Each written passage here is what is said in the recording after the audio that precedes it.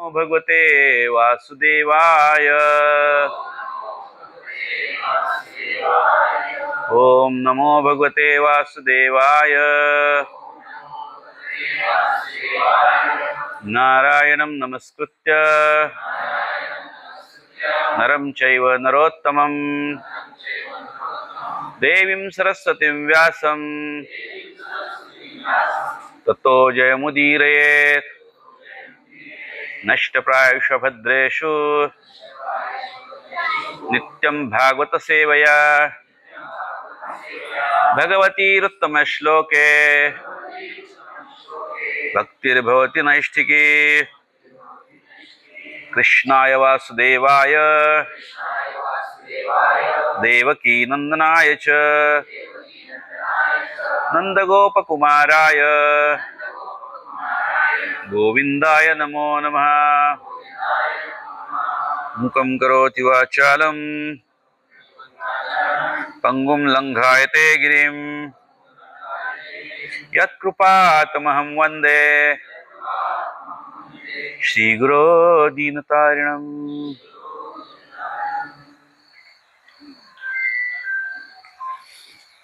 हरे कृष्णा। तर सर्व उपस्थित भक्तांचं हार्दिक स्वागत आहे आजच्या या साप्ताहिक सत्संग कार्यक्रमामध्ये। आणि मला कृष्ण मुरली प्रभू आणि लोकेश्वर कृष्ण प्रभूंनी आज एक ही सेवा दिलेली आहे। तर आपल्या सर्वांच्या आशीर्वादाने गुरु श्रील प्रभुपाद श्री जगन्नाथ बलदेव सुभद्रा यांच्या कृपेने काही थोडंफार जो विषय आहे सहनशीलता याच्यावरती काही विवेचन करण्याचा प्रयत्न करतो। आणि आजचा विषयच मुळात आहे सहनशीलता। त्यामुळे आपण सर्वजण मला सहन कराल अशी मी आशा करतो, विनंती करतो।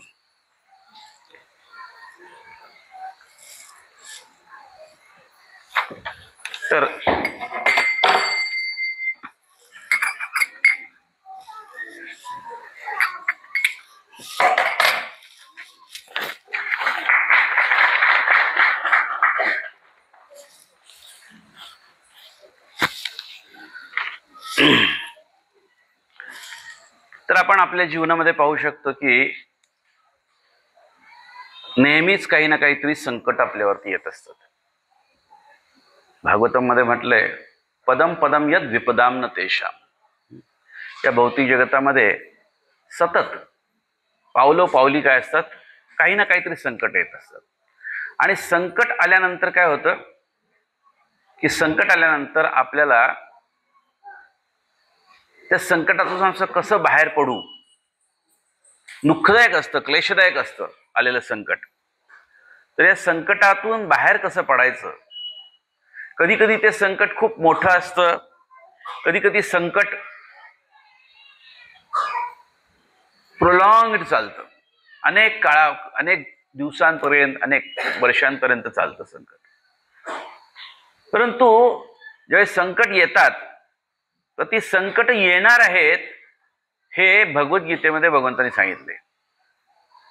मात्रा स्पर्शास्तु कौंतेय शीतोष्ण सुख दुःखदः आगमा अपायिनो अनित्यः तांतितिक्षस्सु भारत। संकट येणार आहेत, हे भौतिक जगत आहे। या ठिकाणी काय आहे की ज्यावेळेस भौतिक जगताशी मात्रा म्हणजे आपल्या इंद्रियांचा संपर्क येतो त्यावेळेस काय होतं, शीत उष्ण सुख दुःख। आपल्या जीवनामध्ये काही चांगलं घडतं, काही वाईट घडतं, आपल्या इच्छेप्रमाणे घडतं, आपल्या इच्छेविरुद्ध घडतं, आपल्याला आनंद देणारं घडतं, आपल्याला दुःख देणारं घडतं। तर हे येणारच आहे। तर जो व्यक्ती अशा येणाऱ्या सुख दुःख असेल, शीत उष्ण असेल, याला सहन करतो. आणि भगवंतांनी सांगितले तितिक्ष्व. तितिक्ष्व म्हणजे सहनशीलता, सहन करायला. आणि म्हणून कधी कधी काही संकट असतात, छोटी मोठी असतात, आपण आपल्या शक्तीद्वारे त्याचा निपात करतो. परंतु खरी संकट असतात अनेकदा की आपली शक्ती तोकडी पडते, आपण काही करू शकत नाही, आपल्या कॅपॅसिटीच्या बियॉन्ड काही काही आपल्याला संकट येतात आणि कोणी मागत नाही ती संकट, न मागता येतात. मग अशा वेळी काय केलं पाहिजे?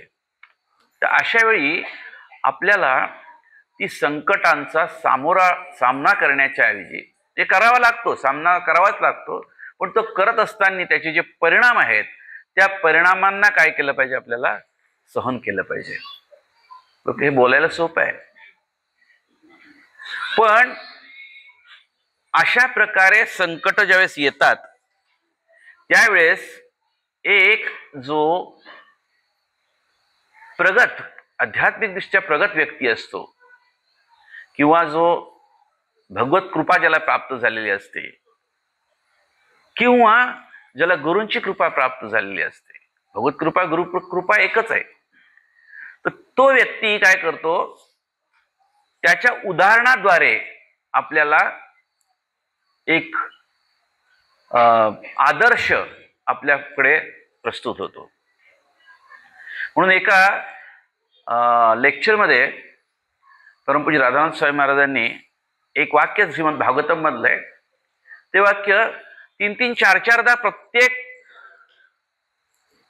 जो श्रोता होता समोर त्याच्याकडून वधवून घेतलं होतं.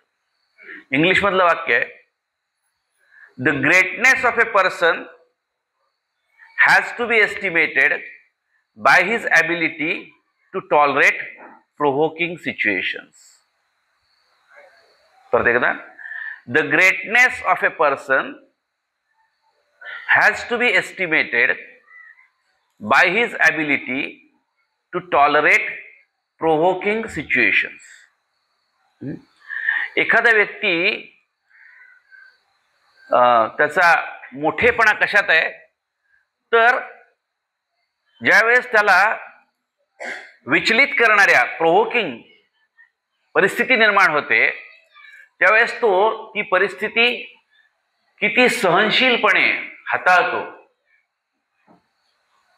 याच्यावरती त्याचा मोठेपणा समजून येऊ शकतो. तर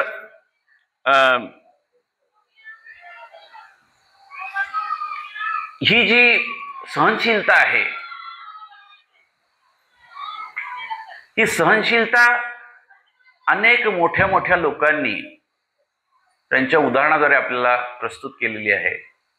आणि अशी काही उदाहरणं श्रीमद भागवतम मध्ये आपल्याला आढळून येतील, काही मोठमोठ्या व्यक्तींच्या बाबतीत आपल्याला आढळून येतील, आणि ज्यांनी सहनशीलतेने परिस्थितीचा सामना केला त्यांच्या जीवनात काय बदल घडला. आणि अशी 2 उदाहरण पाहू की ज्यांना परिस्थितीमध्ये सहनशीलता दाखवता आली नाही तर त्याचा विपरीत परिणाम त्यांच्यावरती काय झाला, अशी पण आपण उदाहरणं 2 पाहू.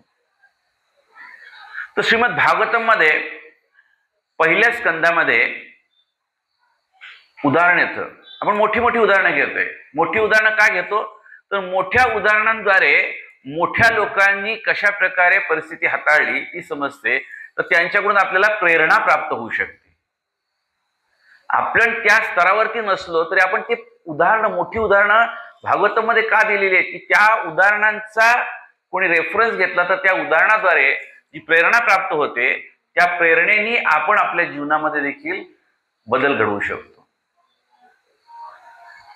त्यांचं अनुकरण नाही करू शकत आपण, पण त्यांचे अनुसरण करू शकतो. आणि म्हणून एक उदाहरण येतं, पहिलं उदाहरण पाहू व्यासदेवांचं. तर व्यासदेवांच्या जीवनामध्ये काय खंत निर्माण झाली, काय संकट नसेल, कधी कधी संकट नसेल पण असंतुष्टता असते, खंत निर्माण झालेली असते, ती आनंददायी नसते. अशी परिस्थिती निर्माण होते. तर व्यासदेवांनी काय केलं, सर्व एक वेद होता त्याचे 4 वेद केले, विभाजन केलं, आपल्या शिष्यांना ते वाटून दिले की तुम्ही ह्याचा प्रचार प्रसार करा. त्यांनी सर्वसामान्य जनांना जे कमी बुद्धिमान आहेत अशांसाठी महाभारत रचलं. आणि वेदांमध्ये सर्व काही आहे. वेदांमध्ये कर्मकांड आहे, ज्ञानकांड आहे, उपासनाकांड आहे, सगळं आहे. शुद्ध भक्ती पण आहे, पण कशी आहे, लपून छपून आहे. आणि एवढं सगळं साहित्य निर्माण केल्यानंतर देखील एवढं मोठं कार्य साधं सोपं नाहीये. वेदांचा अभ्यास करायला सुद्धा आजकाल शक्य नाहीये. वेदांचं जे सार आहे ती भगवद्गीता, ती समजायला आपल्याला अवघड आहे. पण श्री व्यासदेवांनी वेदांचं, अर्थात व्यासदेव भगवंताचे अवतार आहेत, शक्त्यावेश अवतार आहेत, पण त्यांनी देखील सर्व वेदांचं संकलन केलं, विभाजन केलं, पृथक्करण केलं आणि दिलं. पण त्यामध्ये काही कर्मकांडी पण आहेत गोष्टी वगैरे. त्यामुळे इतकं सगळं केल्यानंतर देखील वेदव्यासांना काय होतं की संतुष्टता नव्हती. मग संतुष्टता नव्हती त्यावेळेस त्यांनी विचार केला की मला ही संतुष्टता कशी मिळेल. आणि त्यांनी विचार केला माझं काहीतरी चुकलंय, माझं काहीतरी चुकलंय, बाहेरची परिस्थिती माझ्यावरती आक्रमण करत नाही, माझ्याकडे काहीतरी चुकी आहे, कमी आहे. ती काय कमी असेल असा विचार करत असताना त्यांनी आपल्या गुरूंचं स्मरण केलं आणि त्यांच्या समोर गुरु उभे ठाकले. नारद मुनी त्या ठिकाणी अवतरित झाले. नारद मुनी आले आणि नारद मुनींनी त्यांना विचारलं, तुम्ही एवढं सगळं मोठं संकलन केलं, हे केलं, तरी तुम्ही अजून असे निराश, हताश काय? त्यांनी गुणगान केलं नारद मुनींनी, गुरूंनी शिष्याचं गुणगान केलं. पण मग व्यासदेव त्यांना म्हणतात मी हे सगळं केलं तरी माझे काहीतरी कमी पडलेलं आहे. मी असं तर नाही ना की भगवंतांचं शुद्ध चारित्र्याचं गुणगान वर्णन मी केलेलं नाही, यामुळे तर नाही ना. आणि नारद मुनी म्हणले येस, तुम्ही योग्य पॉइंट पकडले. आणि मग व्यासदेवांनी नारद मुनींचा आश्रय घेतला आणि नारद मुनींनी त्यांना मार्गदर्शन केलं. आणि मग त्यांच्या विषादाचं कारण त्यांना समजलं आणि त्याच्यावरचा उपाय पण समजला. आणि मग श्रीला व्यासदेवांनी काय केलं, श्रीमद भागवतमची रचना केली, ज्याच्यामध्ये धर्म प्रोज्जित कैतवोत्र म्हटले की कैतव धर्म काय केला, काढून टाकला वेदातून आणि फक्त शुद्ध भक्ती देण्यासाठी श्रीमद भागवतमची रचना केली.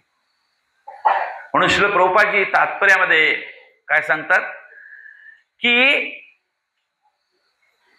प्रभुपादजी तात्पर्यामध्ये सुंदर वाक्य लिहितात की ते म्हणतात भौतिक जगतातील प्रत्येक व्यक्ती शरीर आणि मन यांना आत्मा मानित असतो. हे आपला प्रॉब्लेम आहे. अशा प्रकारे भौतिक जगतातील सगळे ज्ञान एकतर शरीराशी अथवा मनाशी संबंधित आहे. आणि व्यासदेवांनी जे आधी केलं होतं त्यातला बराचसा भाग मन आणि शरीराशी संबंधित होता, त्यामुळे त्यांना विषाद होता. आणि हे सर्व विषादाचे कारण आहे.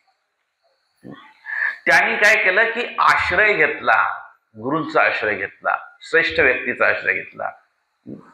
आणि म्हणून भौतिक ज्ञानात कितीही श्रेष्ठ विद्वान असला तरी त्याची ओळख त्याला होत नाही. त्याला आध्यात्मिक ज्ञान घेणं आवश्यक असतं. आणि अशा विषादांचे मूळ कारण दूर करण्यासाठी नारदांसारख्या शुद्ध पुरुषांचा आश्रय घेणे चांगले असते. महर्षी नारदांच्या जवळ का जायचे हे पुढं भागवतामध्ये तात्पर्यांमध्ये प्रभुपादजी देतात. तर आलेला जो विषाद होता नारद मुनी व्यासदेवांना, तो दूर करण्यासाठी त्यांनी काय केलं, आपले प्रयत्न नाही केले, आपल्या शक्तीच्या पलीकडची गोष्ट आहे आपला विषाद दूर करणं. व्यासदेवांसारखा व्यक्ती विचार करतो, आपण तर किस झाड की पत्ती है ना, आपण काय करू शकतो. तर ज्यावेळेस आपल्याला विषाद येतो, काही आपण असंतुष्ट असतो, काही असतो, तर असंतुष्टता ही बऱ्याचदा भौतिक कारणांनी असते, शरीर आणि मनासंबंधी असते. पण त्याच्यातून जर बाहेर यायचं असेल तर आपण कुठे गेलं पाहिजे, आध्यात्मिक दृष्ट्या प्रगत व्यक्तीकडे गेलं पाहिजे, गुरुपरंपरेत आलेल्या गुरूंकडे गेलं पाहिजे आणि गुरूंकडून आपण मार्गदर्शन घेतलं, जसं नारदांकडून व्यासदेवांनी घेतलं, तर आपण आपल्या त्या विषादाला, आपल्या वरती आलेल्या असंतुष्टीला आपण दूर करू शकतो. तो विषाद, ती असंतुष्टता सहन करण्याची शक्ती आपल्याला कुठून मिळते? आध्यात्मिक ज्ञानाद्वारे मिळते. तो मार्ग पण आपल्याला सांगितला. विषाद या भौतिक जगतामध्ये येणारच आहे, असंतुष्टता येणारच आहे, संतुष्टी मिळणारच नाहीये. पण या असंतुष्टीला सहन करायचं आणि त्याच्यातून बाहेर यायचं तर आध्यात्मिक मार्गच स्वीकारला पाहिजे. पुढे दुसरं उदाहरण श्रीमद भागवतम मध्येच आपल्याला लगेच मिळतं आणि ते उदाहरण आहे याच कथेशी संबंधित नारद मुनींचं. आता नारद मुनींचं जर का पूर्वीच्या कल्पामध्ये, आता नारद मुनी ज्यावेळेस भेटले व्यासदेवांना तो एक काळ आहे, पण पूर्वीच्या कल्पामध्ये नारद मुनी एक दासीपुत्र होते, दासीचे पुत्र होते. त्यांना त्यांचे वडील कोण आहेत माहित नव्हतं आणि ती दासी जी होती, त्यांची आई होती, ती वेदांतिस्ट एक जंगलामध्ये राहत होती आणि त्या ठिकाणी काही वेद जाणणारे लोक आले, चातुर्मासासाठी ते राहिले आणि त्या आईने त्यांची सेवा केली. त्यांना भोजन करून देणं असेल, या सर्व प्रकारच्या सेवा केल्या तिने आणि नारद मुनी तिला मदत करत होते. आणि नारद मुनींना त्या वेदांतिस्ट लोकांचा संग मिळाला, त्यांच्याकडून त्यांना ज्ञान प्राप्ती झाली, आधीच ज्ञान प्राप्त झाली. आणि नंतर त्यांच्यावरती संकट आलं. 5 वर्षाचा मुलगा आहे, वडील नाहीच आहेत, वडील कोण आहेत माहित नाही. एकमेव आश्रय नारद मुनी कोण होता? त्यांची आई होती. आपण कल्पना करू शकतो, एक 5 वर्षाचा मुलगा आहे, त्याला त्याची आई ह्याच एकमेव त्यांच्यासाठी आश्रय होता. भौतिक स्तरावर बघितलं तर, परंतु त्या आईचा सुद्धा मृत्यू होतो. केवढं मोठं संकट आहे, एका 5 वर्षाच्या मुलावरती आलेलं संकट केवढं मोठं आहे. तर त्यांनी काय केलं? त्यांनी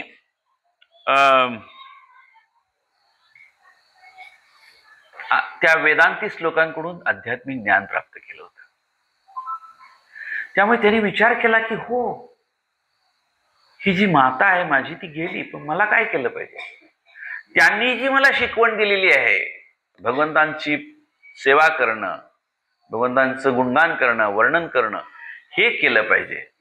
म्हणून नारद मुनी ध्यान करू लागले, भगवंतांचं ध्यान करू लागले. त्यांच्या गुरूंनी त्यांना शिकवल्याप्रमाणे आश्रय कशाचा घेतला? अध्यात्माचा आश्रय घेतला.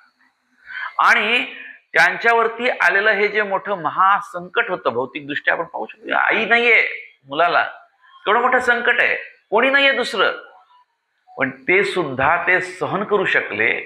नुसतं सहन केलं नाही तर नारद मुनींनी त्याच्यावरती मात केली. गुरूंच्या आदेशानुसार भगवंतांचं स्मरण करणं, चिंतन करणं, त्यांचं नामस्मरण करणं, त्यांची सेवा करणं, याद्वारे गुरूंच्या आदेशाचं पालन करता करता ते आपला विषाद, आपलं दुःख संपूर्णपणे त्यातून बाहेर आले. आणि एक महान त्यांना भगवंतांचं दर्शन झालं, थोड्या वेळासाठी दर्शन झालं आणि पुन्हा भगवंत त्यांच्या नजरेआड झाले. आणि त्याच भगवंतांच्या चिंतनामध्ये ते आपला तो देह सोडला आणि पुन्हा दुसऱ्या कल्पामध्ये ते त्या पूर्ण भक्तिनिशी आले. आणि मग ते त्रिभुवनामध्ये भगवंतांच्या कृपेने भगवंत नामाचा प्रचार करत फिरू लागले. नारद मुनी भाजाय बीना, की त्यांच्या मुखामध्ये काय असतं? नारायण नारायण नारायण. आणि म्हणून आपण नारद मुनींनी किती लोकांचा पुढे उद्धार केला. नारद मुनींनी वाल्मिकींना ज्ञान दिलं, नारद मुनींनी मृगारीला ज्ञान दिलं. एकेका ह्याच्यात आपल्याला पाहता येईल नारद मुनी इव्हन ध्रुव महाराजांना पण भेटले. ध्रुव महाराज म्हणले, अरे तू छोटा आहेस, नको हे कर, जा घरी जा, अजून तुझ्या ओठामध्ये अजून दूध आहे, आईचं दूध पिण्याचं सोय आहे तुझं, हे काय करतो तू, जा घरी. म्हणले, तुम्हाला जर मला ज्ञान द्यायचं नसलं, मला सांगायचं नसलं तर तुम्ही बाजूला हटा. ध्रुव महाराज म्हणले तर, आणि ध्रुव महाराजांनी तपस्या केली. तर अशा महान व्यक्तींचे किंवा प्रल्हाद महाराजांचे इव्हन भगवंतांचं अवतरण लवकर व्हावं म्हणून त्यांनी कंसाला जाऊन सांगितलं, अरे काय करतोय तू, हा पहिला मुलगा नाहीये, उलट मोजलं तर हा 8वा असेल. तो जेणेकरून भगवंत लवकरात लवकर प्रकट व्हावेत आणि सर्वांचा उद्धार व्हावा हा हेतू ठेवून नारद मुनी कार्य करतात. पण त्या नारद मुनींच्या वरती आलेलं संकट काय, त्यांच्या वयाच्या 5व्या वर्षी, पूर्वीच्या कल्पामध्ये 5व्या वर्षी त्यांची आई गेली. त्या दुःखाला सहन करत त्याच्यावरती मात केली त्यांनी आपल्या गुरूंच्या आदेशांचं पालन करून. पुढे आपण पाहू शकतो उदाहरण भागवतम मध्येच उदाहरण येतं.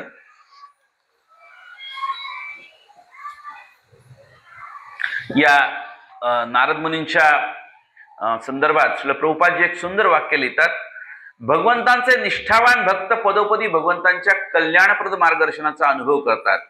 भौतिक दृष्टीने ज्याला विषम अथवा कठीण समय समजले जाते त्याचा भगवंतांच्या विशेष कृपेच्या रूपाने स्वीकार करतात.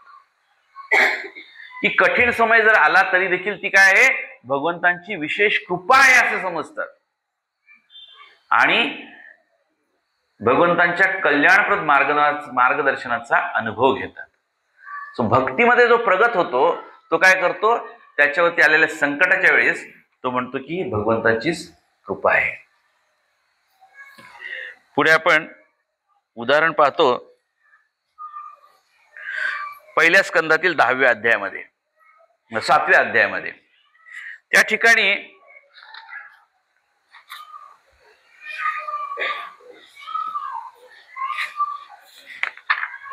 एक खूप सुंदर उदाहरण आहे. कोणी म्हणेल की नारद मुनी तर खूप ग्रेट आहेत, व्यासदेव ग्रेट आहेत, मेल बॉडीमध्ये आहेत, पुरुष शरीरामध्ये आहेत. स्त्री शरीरातलं काही उदाहरण आहे का? कारण इकडून असा आवाज येऊ शकतो की फक्त प्रभूजींचीच काय उदाहरणं सांगता, माताजींची. हो, माताजींचं फार मोठं उदाहरण आहे, सहनशीलतेचं उदाहरण आहे आणि सहनशीलतेद्वारे कशा प्रकारे एक आदर्श प्रस्तुत केला. उदाहरण आहे द्रौपदीचं. महाभारताचं युद्ध संपलं. कसं संपलं तर भीम आणि दुर्योधनाचं युद्ध झालं, द्वंद्व युद्ध झालं, गदा युद्ध झालं आणि गदा युद्धामध्ये भगवंतांच्या मार्गदर्शनानुसार, इच्छेनुसार, आदेशानुसार भीमानी मांड्यांवरती आघात केला गदेचा दुर्योधनाच्या. युद्धशास्त्राच्या विरुद्ध होतं, परंतु युद्धशास्त्राच्या देखील पलीकडे काय आहे, भगवंतांची आज्ञा आहे.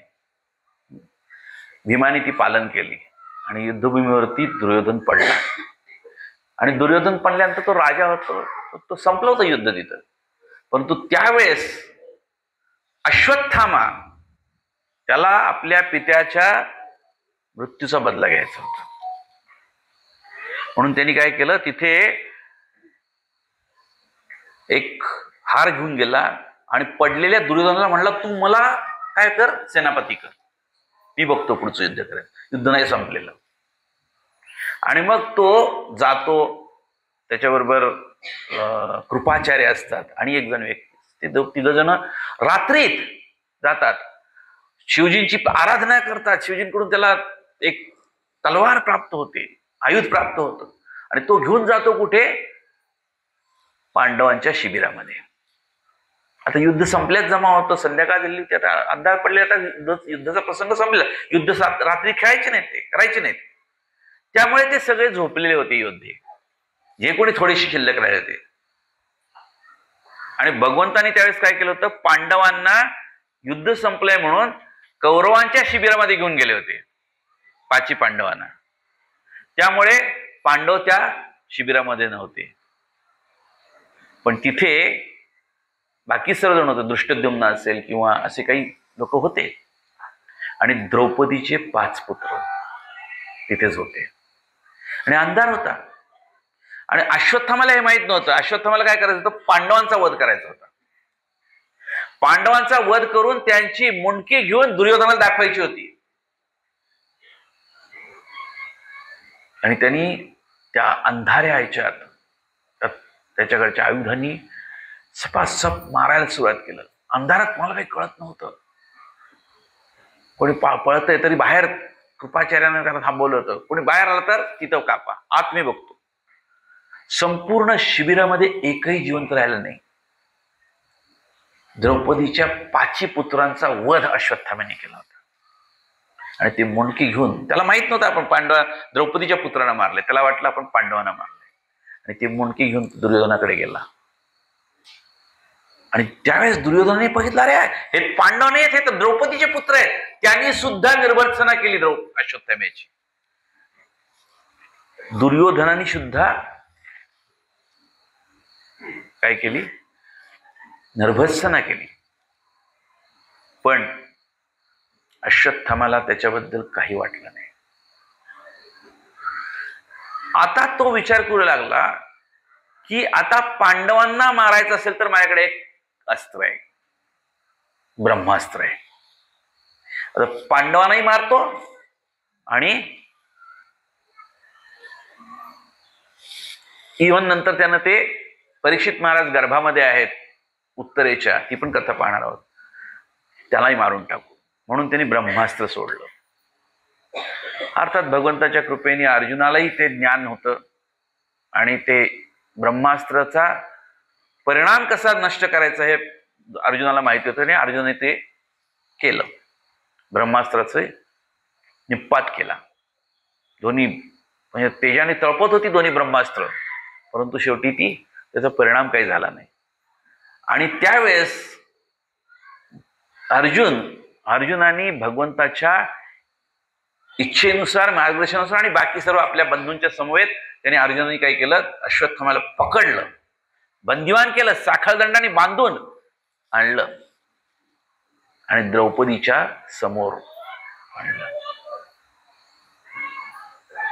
आणि ज्यावेळेस द्रौपदीने तर म्हणजे एका मातेसाठी, एका आईसाठी तिच्या पुत्राचा जर वध, एका पुत्राचा वध झाला तर तिला किती आतून दुःख असेल आणि ज्यांनी केलंय त्याच्याप्रती किती घृणा, द्वेष कसा असू शकतो. द्वेष नाही पण घृणा, त्याच्याबद्दल शाप तिच्या मनात येते आईच्या. परंतु द्रौपदी, सगळ्यांनी विचारलं, कृष्णाने विचारलं काय करायचं?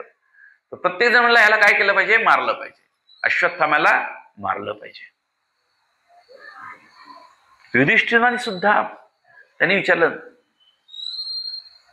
आणि शेवटी अर्जुनाला साधारण शंका होती की कृष्ण काहीतरी वेगळंच करू शकतो, पण शेवटी निर्णय कोणाला घ्यायचा होता? द्रौपदीला निर्णय घ्यायचा होता. की द्रौपदीला विचारलं तुला काय करायचं, तू सांगशील त्याप्रमाणे.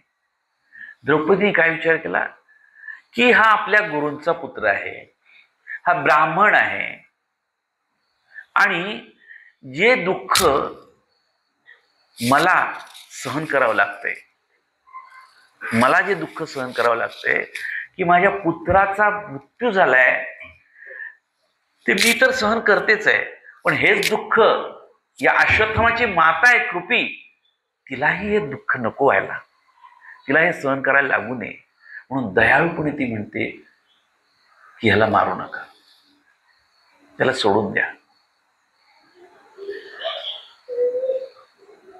ही सहनशीलतेचा पराकाष्ठ आहे. आपल्याला जे दुःख झालंय ते दुःख इतरांना होऊ नये, हे वैष्णविझम आहे. अन्यथा काय सुडाने पेटून कोणी काही करत आजकाल, पण आपल्याला जे दुःख झालंय त्याने इतरांना दुःख होऊ नये यासाठी जो कार्य करतो तो खरा वैष्णव असतो. आणि द्रौपदीच्या उदाहरणावरून आपण पाहू शकतो की तिच्या सहनशीलतेच्या, खरोखर एका मातेला आपल्या पुत्राचा वध होणं, मृत्यू होणं हे किती क्लेशदायक असेल, दुःखदायक असेल. आणि त्यात ज्यांनी मारलंय त्याला पकडून आणलंय, तिने जर म्हणलं त्याला मारा, तर पांडवांपैकी कोणी त्याला ठेवलं नसतं. ते म्हणे नाही, मारू नका. आणि मग कृष्णांनी पण सांगितलं अर्जुनाला की येस, हा मारण्यायोग्य आहे. द्रौपदीने सांगितलं असेल तरी हा मारण्यायोग्य आहे, कारण याने काय केलेलं आहे, बालकांची हत्या केली आहे. पण एका ब्राह्मणाला त्याची शक्ती जर काढून घेतली तर त्याच्या मृत्यू समान आहे. म्हणून भगवंतांनी काय केलं, अर्जुन म्हणलं की त्याचा मणी जो आहे तो काढून, भगवंतांनी सांगितलं मणी काढून टाक, तो मृत्यू समान आहे त्याला. अशा प्रकारे आपण पाहू शकतो की एक उदाहरण मोठं द्रौपदीच्या उदाहरणाद्वारे आपण तिने सहनशीलता तिने कशी प्रदर्शित केली आणि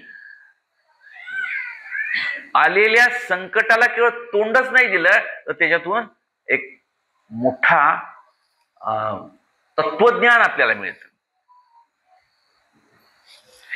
पुढे आपण उदाहरण पाहू शकतो, याच संदर्भातलं 8व्या अध्यायामध्ये मिळतं. हीच कथा पुढे चालते. या संदर्भात श्रील प्रभुपादजी एक सुंदर वाक्य लिहितात. भगवंतांचा भक्त व्यक्तिशः सर्व प्रकारच्या हालअपेष्टा सहन करतो, परंतु दुसऱ्यासाठी इतकेच काय पण शत्रूसाठी सुद्धा निष्ठुर असत नाही. भगवंतांच्या शुद्ध भक्ताचा हा स्वाभाविक गुण आहे. स्वतः तो सहन करेल, हालअपेष्टा आल्या तरी हे सहन करेल, पण दुसऱ्याला त्या येऊ नयेत म्हणून तो प्रयत्नशील असतो. आणि हा शुद्ध भक्ताचा स्वाभाविक गुण आहे. आणि भगवंतांना कोण आवडतं? भक्त आवडतो, शुद्ध भक्त आवडतो. अशुद्ध असलं तर पुन्हा पुन्हा इथं शुद्ध होईपर्यंत इथं राहावं लागेल, पण शुद्ध झालं तर भगवद्धामामध्ये, इथे असून भगवद्धामामध्ये. तर हे शुद्ध भक्ती ही आपली काय आहे, या प्रकार कदाचित आपल्याला एका दिवसात, एका मिनिटात, एका क्षणात आपल्याला या प्रकारची शुद्धता होणार नाही. पण या प्रकारची ज्यावेळेस आपण उदाहरणं शास्त्रामधून पाहतो आणि त्यानुसार अनुसरण करण्याचा प्रयत्न करतो, त्यावेळेस त्यावेळेस आपण शुद्ध व्हायला सुरुवात होते आणि गुरुकृष्ण प्रसादाने आपण शुद्ध होऊ शकतो. त्या स्तरावरती आपण पोचू शकतो जो आपल्याला भगवत धामामध्ये घेऊन जातो, ज्या ठिकाणी आपल्याला हे काहीच नाही, कष्ट नाही, दुःख नाही आहे, सुखालयम शाश्वतम अशा भगवत धामामध्ये जाऊ शकतो. म्हणून सहनशीलता हा अतिशय दुर्मिळ असणारा आणि अतिशय आवश्यक असणारा गुण आहे. पुढचं उदाहरण आहे 8व्या अध्यायामध्ये येतं. तिथे जसं आपण पाहिलं की अश्वत्थामाने काय केलं, एक ब्रह्मास्त्र पुन्हा सोडलं आणि त्या ब्रह्मास्त्राद्वारे त्यांनी काय केलं की पांडवांचा निर्वंश व्हायला पाहिजे. म्हणजे पांडवांचा एक वंशामध्ये आता पांडवांनंतर कोण उरलं होतं? अभिमन्यू गेला होता, बाकी द्रौपदीचे 5 पुत्रही गेले होते, आता कोणीच नव्हतं. पण अभिमन्यूचा पुत्र वंश उत्तरेच्या गर्भामध्ये वाढत होता आणि ते कोण आहेत? परीक्षित महाराज. तर तो जो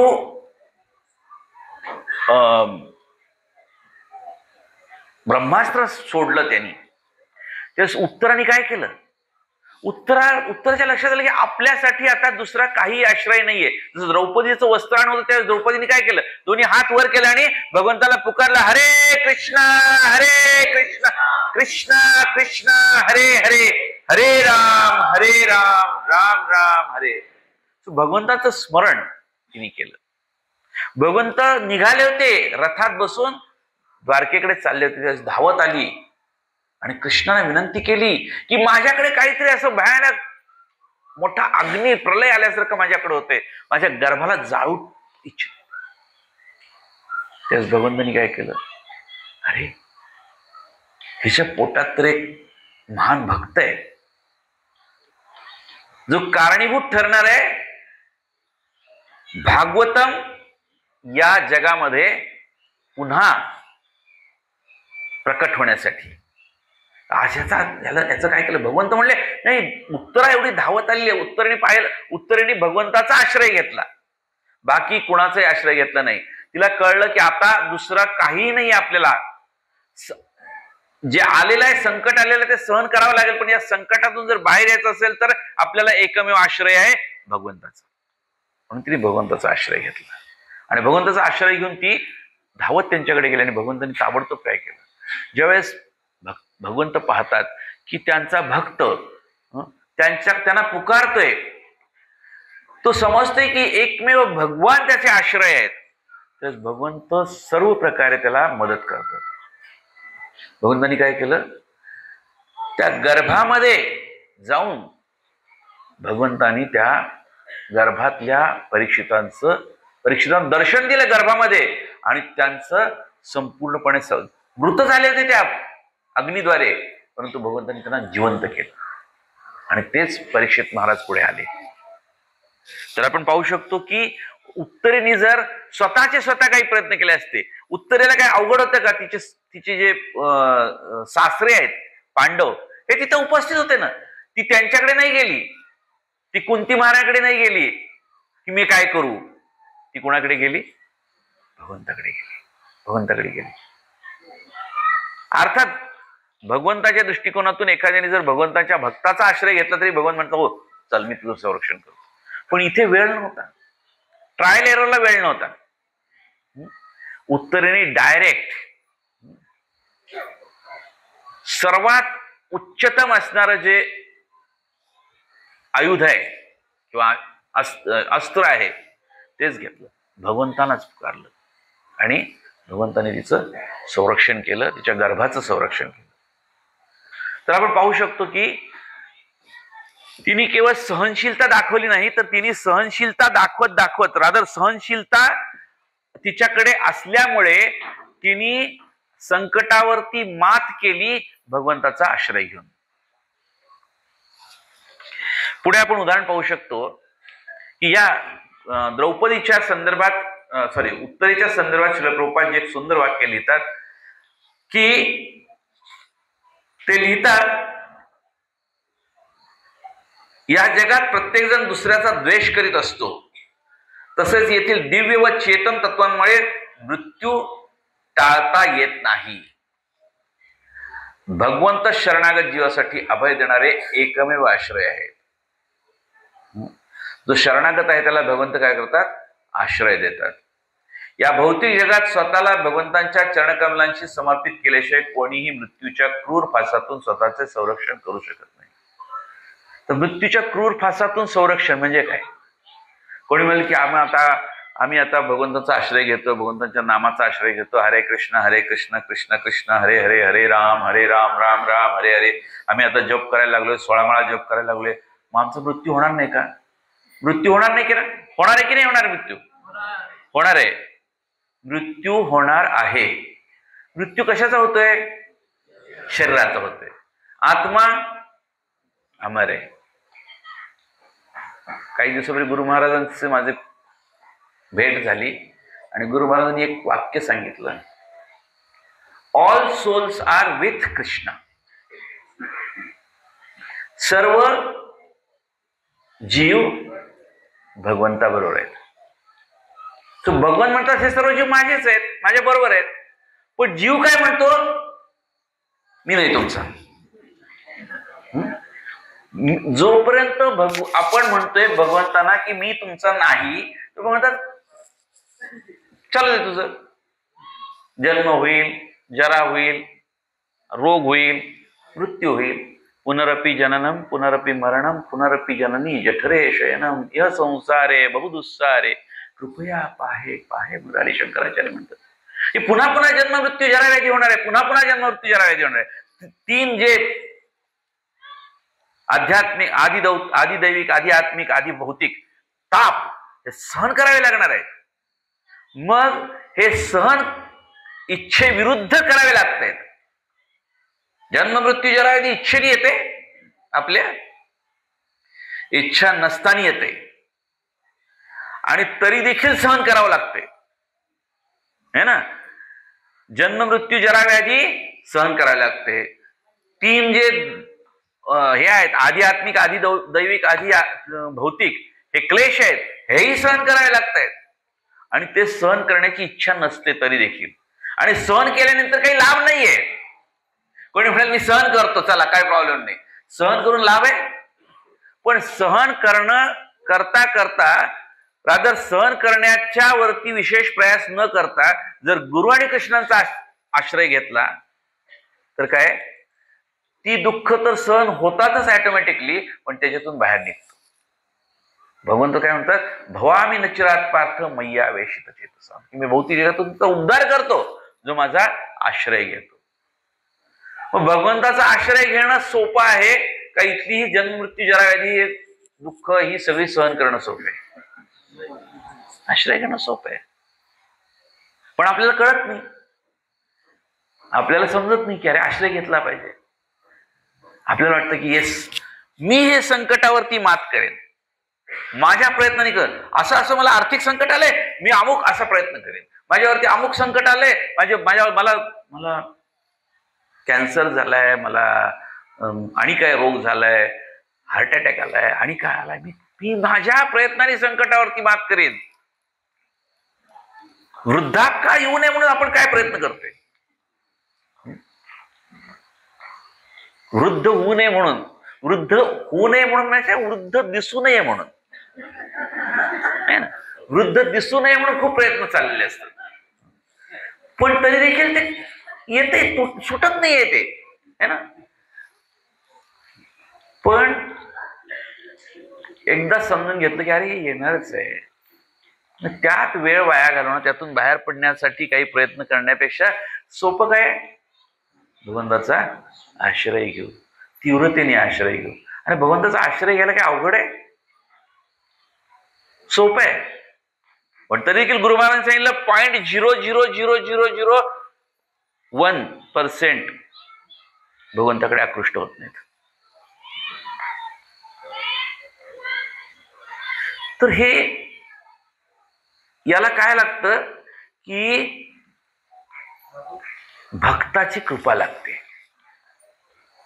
जशी आपल्याला भक्ताची कृपा प्राप्त झाली आणि आपण हरेकृष्ण महामंत्र म्हणायला सुरुवात केली, भक्ती मार्गाला लागलो, सत्संगाला यायला लागलो, भक्तांचा संग घ्यायला लागलो, ग्रंथ वाचू लागलो, वितरण करता करता वाचू लागलो, किंवा वाचता वाचता वितरण करू लागलो, दोन्ही केलं पाहिजे. आणि ते करता करता प्रसादही खाऊ लागलो आणि जप करू लागलो. तर आपल्याला ही जी कृपा प्राप्त झाली ती इतरांनाही दिली पाहिजे, आपल्या कॅपॅसिटीने दिली पाहिजे. लोकांना सांगितलं या तुम्ही शनिवारी या, इथे सत्संग असतो या, ही सुद्धा काय प्रचार आहे. तर या प्रकारे जर आपण करू लागलो तर आपल्याला आलेल्या संकटांना आपण कधी तोंड दिलं, कसं तोंड दिलं हे न कळता भगवंत आपल्याला त्यातून सावरून घेतात.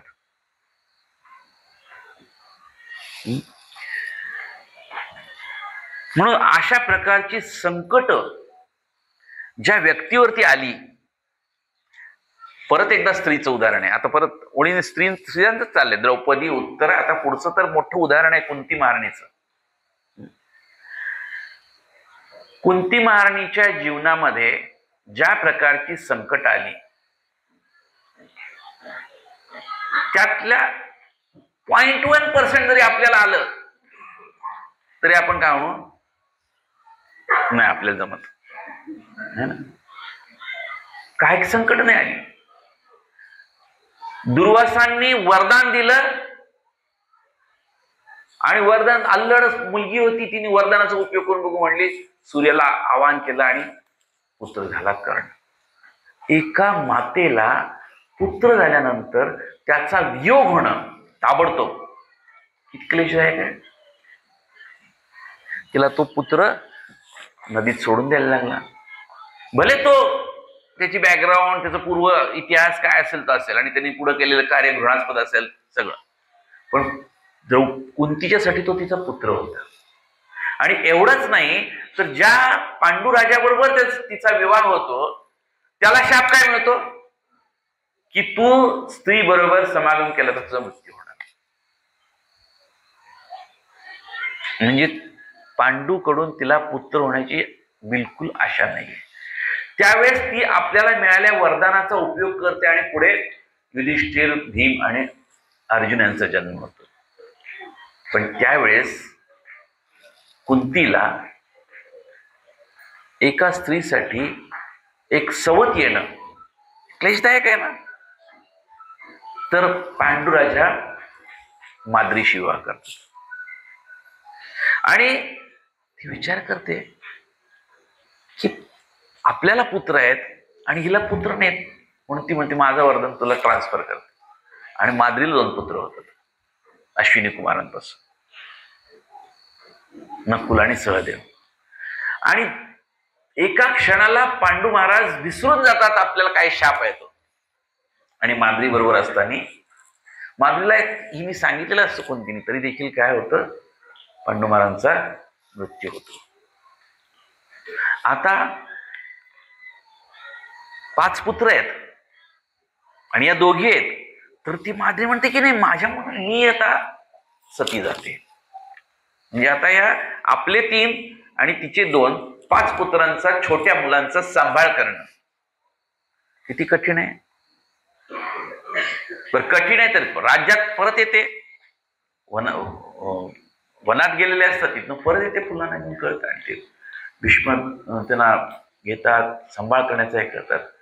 परंतु तोपर्यंत इकडे युधिष्ठिर महाराजांचा जन्म झालेला असतो. त्यामुळे गांधारी आपल्या आधी जन्म होतो, पुत्र तिला होतो, म्हणजे आता तिचा पुत्र राजा होणार. गांधारी आपल्या गर्भावरती मारते, प्रहार करते, गर्भपात होतो, त्याचे तुकडे करतात आणि ते 100 मटक्यांमध्ये ठेवतात आणि 100 पुत्रांचा गौरव जन्माला येतात. आणि जन्माला आल्या आल्या जन्म व्हायच्या आधीच दुर्योधन ज्यावेळेस जन्म व्हायचा त्यावेळेसच सगळे अपशकुन सुरू होतात. गाढवं ओरडायला लागतात, रक्त काय काय होत नाही. आणि तो दुर्योधन इतका द्वेषी असतो जन्मापासून की तो कशा प्रकारे या पांडवांना मारायचं. संकटाची मालिका सुरू होऊन जाते. पूर्ण राज्यावरती ज्यांचा अधिकार आहे त्या पांडवांना अर्ध राज्य कसं देतात आणि ते राज्य दिलं तर ते सुद्धा कुठंतरी असं म्हणजे ओसाड भागात दिलं जातं, त्याला ते चांगलं करतात. पांडवांना मारण्याचा प्रयत्न होतो. पांडवांना वारणावतामध्ये त्या लाक्षागृहामध्ये मारण्याचा प्रयत्न होतो. भीमाला विष देऊन मारण्याचा प्रयत्न होतो. अनेक प्रसंग, एक नाही अशा अनेक प्रसंगांमध्ये देखील धीराने उभी राहिलेली कुंती महाराणी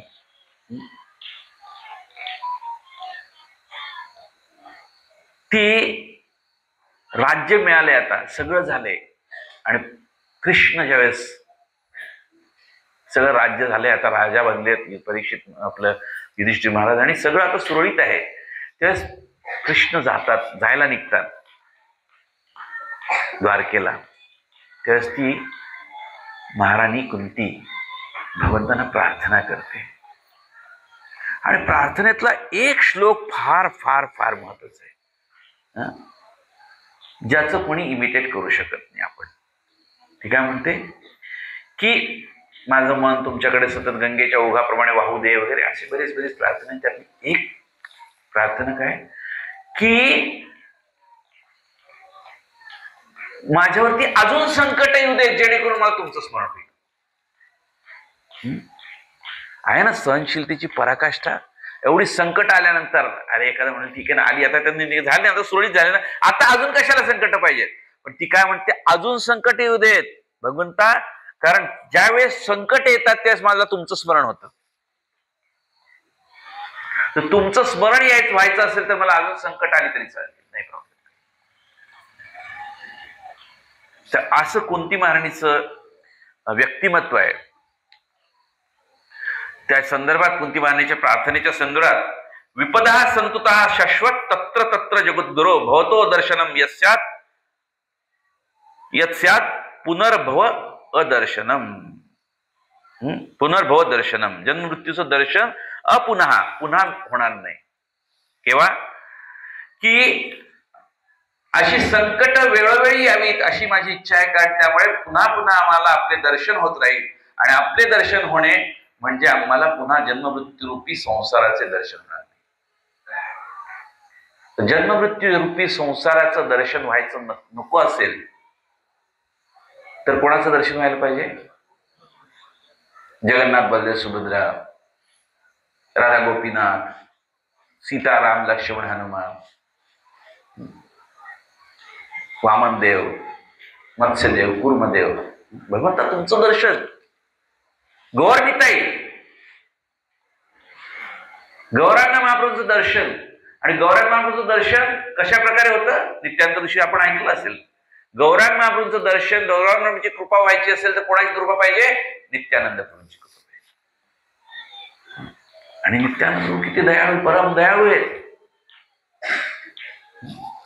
तर त्या ठिकाणी कुंती महाराणीच्या या प्रार्थनेच्या तात्पर्यामध्ये प्रभुपादजी लिहितात, एका धार्मिक व्यक्तीला संकटात सापडल्यावर भगवंतांच्या चरणकमलांचा आश्रय घेण्याशिवाय पर्याय नसतो. सदैव भगवंतांच्या चरणांचे स्मरण करणे म्हणजे जन्ममृत्यूच्या चक्रातून मुक्त होण्याच्या तयारीला लागणे होय. तेव्हा जरी काही तथाकथित संकटे असतील तरी त्याचे स्वागत आहे, कारण ते भगवंतांच्या स्मरणासाठी संधी उपलब्ध करून देतात, म्हणजेच मुक्त होण्याची संधी. कसं आहे की हे जे अध्यात्म आहे हे आपली मानसिकता पूर्णपणे बदलून टाकतं. सामान्यपणे कोणी काय म्हणेल, संकटातून उभारलो बस झालं.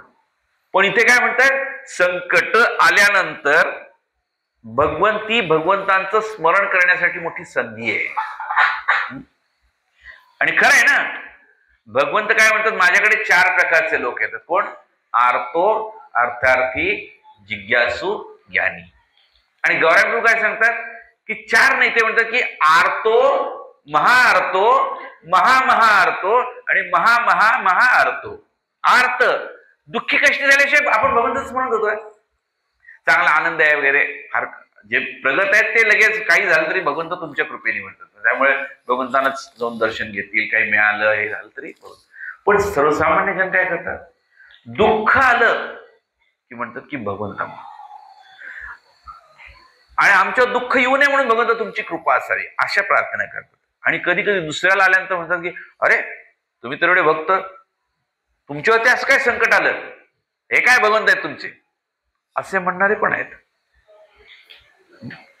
पण जो भक्त आहे, जो धार्मिक व्यक्ती आहे, तो संकटात कोणाचं स्मरण करतो? भगवंताचं. आणि संकट ही त्याच्यासाठी काय संधी असते, भगवंताचं दर्शन करण्यासाठी, भगवंताचं स्मरण करण्यासाठी. म्हणून कुंती महाराणीच्या प्रार्थनेतून आपण हे शिकू शकतो. पुढे अजून एका महान भक्ताचा, आता थोडं परत प्रभूजींना आपण न्याय देऊया. तर तिथे ज्यावेळेस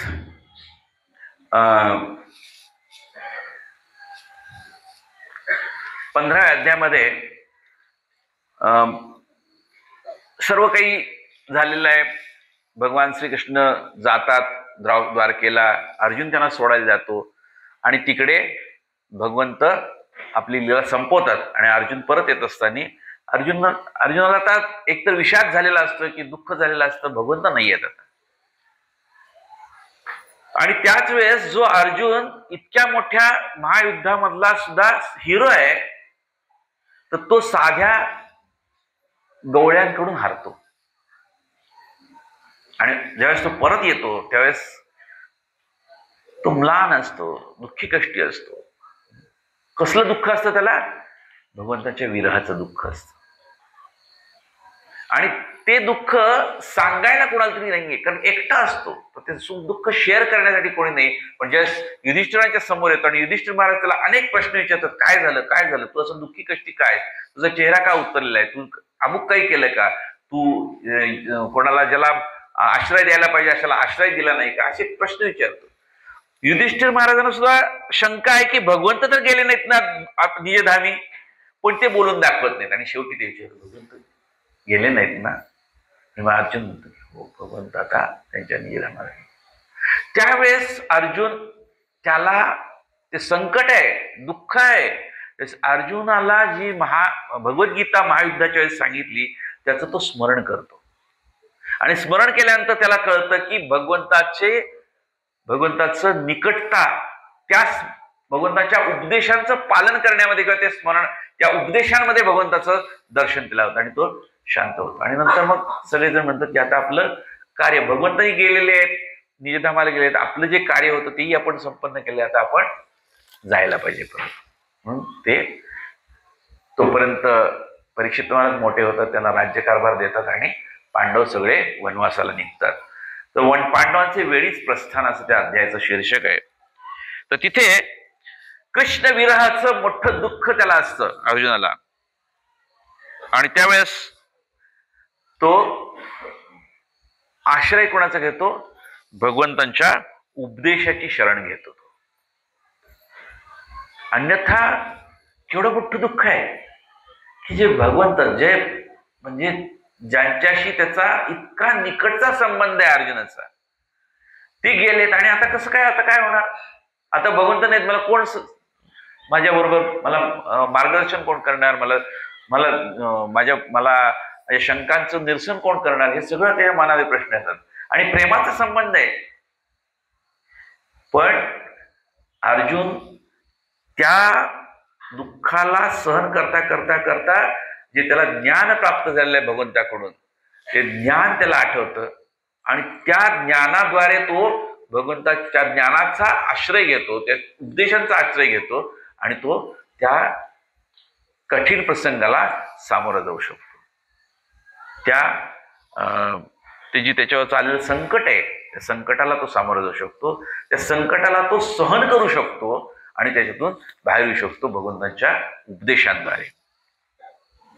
त्या ठिकाणी प्रभुपादजी लिहितात तात्पर्यामध्ये, भगवद्गीता सर्व प्रकारच्या दुःखाचा सर्वथा अंत करण्याकरता सांगितली गेली आहे आणि अर्जुन येथे कुरुक्षेत्राच्या युद्धाच्या वेळी त्याला प्राप्त झालेल्या महान ज्ञानाचा आश्रय घेत आहे.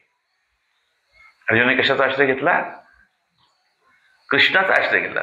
कृष्णाची वाणी आणि कृष्ण याच्यामध्ये भेद आहे.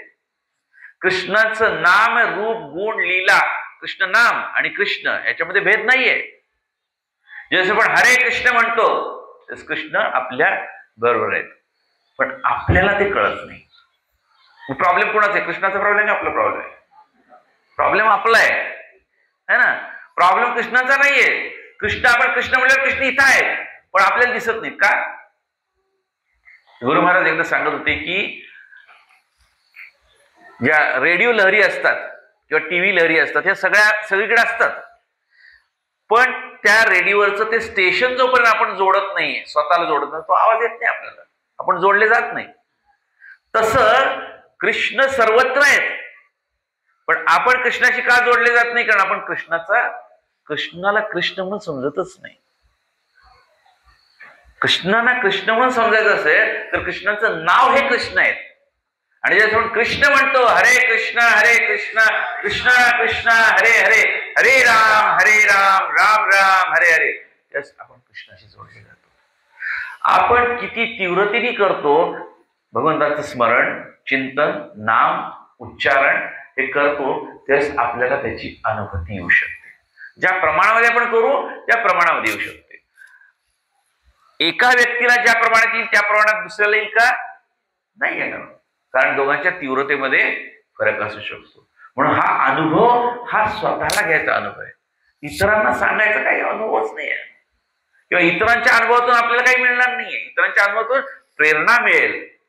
म्हणून आपण भागवतम मधले सगळे पाहतो उदाहरणं, ही मोठी मोठी उदाहरणं आहेत ज्याद्वारे अर्जुनासारखा व्यक्ती भगवंतांच्या उपदेशांचं स्मरण करतो आणि त्याच्या दुःखातून बाहेर येतो. पुढे उदाहरण येतं, आणि एक सुंदर उदाहरण आहे की परीक्षित महाराज. तर परीक्षित महाराजांचं मोठं उदाहरण आहे ना. परीक्षित महाराज सम्राट होते, बरोबर आहे, आपल्याला सर्व माहिती आहे, सम्राट होते. सर्व पृथ्वीवरती त्यांचा अधिकार होता. त्यामुळे एखाद्या ठिकाणी त्यांना प्रवेश वर्ज्य असं असू शकतं का? या ठिकाणी तुम्हाला प्रवेश वर्ज्य आहे, आपल्यासारख्याला असू शकतो की या ठिकाणी यायचं नाही आहे, या ठिकाणी जायचं नाही आहे. आपण म्हणलं आम्ही जातो आतमध्ये गर्भगृहामध्ये, नाही, प्रवेश वर्ज्य आहे, तिथं काही पात्रता लागते. पण परीक्षित महाराजांना कुठेच वर्ज्य नाही आहे, कारण सर्व पृथ्वीचे सम्राट आहेत, पृथ्वी कुठेही ते जाऊ शकतात. आणि त्याप्रमाणे ते गेले. कशासाठी गेले? काही शिकार वगैरे करणं अशा प्रकारच्या ह्याच्यासाठी गेले. ते राजाला आवश्यक आहे.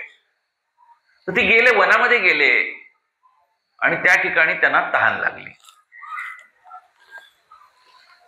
तहान लागली म्हणून ते गेले. बाजूला एक आश्रम होता, त्या आश्रमामध्ये. आता एक केवढं मोठं कॉन्ट्रडिक्शन आहे, केवढा मोठा विरोधाभास आहे. परीक्षित महाराजांना तहान लागणं हा विरोधाभास आहे ना. कारण त्या परीक्षित महाराजांनी नंतर काय केलं? 7 दिवस 7 रात्र त्यांना तहान नाही, भूक नाही, काही नाही. परीक्षित महाराज समोर बसले. शुकदेव गोस्वामी सांगतायत भागवत कथा 7 दिवस 7 रात्र चालली आणि त्याच्यानंतर सुद्धा मृत्यूच्या वेळेस कोणी 2 थेंब पाणी, 2 चमचे पाणी नाही टाकलं. त्यांनी आपला देह सोडला. त्यांनी आपला देह सोडला आणि मग तक्षकाराने त्यांच्या त्या मृत शरीराला स्पर्श केला. तक्षकाची तोपर्यंत हिंमत नव्हती जोपर्यंत परीक्षित महाराज त्या शरीरामध्ये. एवढे महान आहेत परीक्षित महाराज. आणि ते त्या आश्रमामध्ये गेले. तिथे ते शमीक ऋषी होते. शमीक ऋषी ध्यानस्थ बसले होते. आता यांना तहान लागली आणि हे म्हणले, अरे आपण आपलं कोणी स्वागतच करत नाही, काय नाही, काय. त्यांना कुठलाच अभिमान स्वाभिमान काही नव्हतं. परंतु ती लीला आहे, त्यामुळे त्यांना वाटलं की यांनी आपलं स्वागत नाही केलं, आपल्याला पाणी नाही विचारलं, काही नाही केलं. म्हणून तिथे एक मेलेला साप होता, तो उचलला आणि शमीक ऋषींच्या गळ्यामध्ये टाकला. आता परीक्षित महाराजांसारख्या व्यक्तीकडून अशा प्रकारची कृती होण्याची काही कारण आहे नाही, पण ही भगवंताची लीला आहे. कारण त्याद्वारे भागवतम प्रकट व्हायचं आहे. आणि शमीक ऋषींच्या पुत्रांनी काय केलं? त्यांना शाप दिला. आता ज्या व्यक्तीला भगवंतांनी गर्भामध्ये वाचवले, ज्या व्यक्तीला गर्भामध्ये दर्शन दिले, त्या व्यक्तीला शाप, कसला शाप काय, पण शाप दिला. शाप काय दिला? की तुझा 7 दिवसामध्ये मृत्यू होईल. आता हे मोठं संकट आहे की नाही? 7 दिवसामध्ये मृत्यू होईल संकट आहे. आपल्याला असा जर शाप मिळाला 7 दिवसामध्ये मृत्यू होणार आहे, तर आपण काय करू? सगळं आधी रिव्ह्यू घेऊ, काय काय कुठं काय आहे, लॉकर आणि काय असेल, चेकबुक, बँक बॅलन्स, सगळं विल, हे सगळं करू ना. पण परीक्षित महाराजांनी काय केलं? शांतपणे त्यांनी, आणि परीक्षित महाराजांकडे एवढी शक्ती होती, पात्रता होती की परीक्षित महाराज शृंगीला उलटा शाप देऊ शकत होते, रिटॅलिएट करू शकत होते, निर्मूलन करू शकत होते त्यांच्यावरती शापाचं. परंतु तरी देखील परीक्षित महाराजांनी असं काहीही केलं नाही. आलंय संकट, ओके, ऍक्सेप्टेड, आणि घरी गेले. घरी जातात राजवस्त्र उतरवली, वल्कल नेसली, गंगा तीरावरती गेले आणि तिथे शुकदेव गोस्वामींना भेटले आणि त्यांनी अनेक प्रश्न विचारले आणि त्या प्रश्नांची उत्तर देता देता श्रीमद भागवत प्रकट झालं. तर संकट, आलेल्या संकटाला त्यांनी कसं सहन केलं आणि त्याच्यातून कोणता मार्ग शोधला, हे महत्वाचं आहे. आणि त्याच्या तात्पर्यामध्ये प्रभुपादजी एक लिहितात, समाज व्यवस्थेत ब्राह्मण वर्ण वरिष्ठ आहे म्हणून आपल्यापेक्षा कनिष्ठ वर्णांचे संरक्षण करणे त्याचे कर्तव्य ठरते, तेव्हा त्यांना शाप कसा देता येईल. त्यांनी विचार केला की हा शृंगी हा ब्राह्मण आहे, मी क्षत्रिय आहे, ब्राह्मण क्षत्रियापेक्षा श्रेष्ठ आहे, अर्थात गुणकर्म विभागाच्या जन्मानी नव्हे. पण हा राजा आहे, मी राजा आहे आणि मी याचं मार्गदर्शन घेतलं पाहिजे. मी शाप देऊ शकतो, पण मी जर शाप दिला तर ते विरुद्ध होईल. समाज व्यवस्थेमध्ये तो वरिष्ठ आहे वर्ण, म्हणून मी कनिष्ठ वर्णाचा आहे, म्हणून त्यांचं संरक्षण करणं माझं कर्तव्य आहे. त्यांना शाप देऊन त्यांना असंरक्षित करणं माझं काम नाहीये. म्हणून परीक्षित महाराजांनी शृंगीला शाप दिला नाही. आणि एवढ्यावरच थांबले नाहीत, तर त्यांनी त्या मिळालेल्या शापाला वरदानामध्ये परिवर्तित केलं, शुकदेव गोस्वामींच्या आश्रय घेऊन. आणि एक उदाहरण येतं, किती वाजले? किती वाजेपर्यंत? किती वाजेपर्यंत? किती वेळाचं? मला त्याप्रमाणे आवडेल. हरिबोल कोण? मार्ग व्यवस्थापक कोण आहेत? थँक्यू. आणि एक उदाहरण येतं, पृथ्वी माता आणि धर्म. ते ज्यावेळेस कलीला परीक्षित महाराज दंड देतात, कलीला दंड आणि पारितोषिक, हा जो अध्याय आहे 17वा, त्याच्यामध्ये येतं, तिथे